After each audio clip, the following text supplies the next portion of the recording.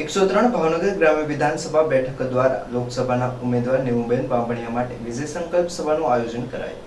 103 ભાવનગર ગ્રામ્ય વિધાનસભાના ધારાસભ્ય અને રાજ્યમંત્રી પુરુષોત્તમભાઈ સોલંકીના પુત્ર દિવેશભાઈ સોલંકી દ્વારા ભાવનગર લોકસભા ઉમેદવાર નીમુબેન બાંભણિયાના માટે વિજય સંકલ્પ સભા યોજવામાં આવી હતી, જેમાં દિવેશભાઈ સોલંકી દ્વારા 103 વિધાનસભામાંથી 1 લાખ વોટની લીડનો કોલ નીમુબેન બાંભણિયાને આપ્યો હતો। આ સભામાં ભાજપના હોદ્દેદારો, ધારાસભ્યો, કાર્યકરો બહોળી સંખ્યામાં હાજર રહ્યા। કાર્યક્રમની શરૂઆત મંચસ્થ મહેમાનો દ્વારા દીપ પ્રાગટ્યથી કરવામાં આવી હતી।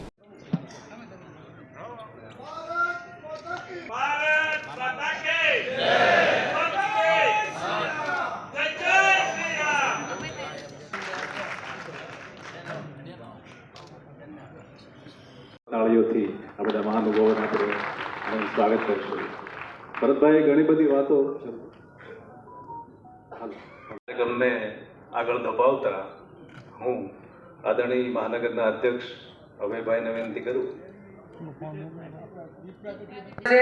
મહાનગરના ત્રણેય મહામંત્રીઓ પણ આપણી વચ્ચે ઉપસ્થિત થયા છે, તો સૌ કાર્યકર્તાઓ આપણે એમને તાળીઓથી સ્વાગત કરીશું।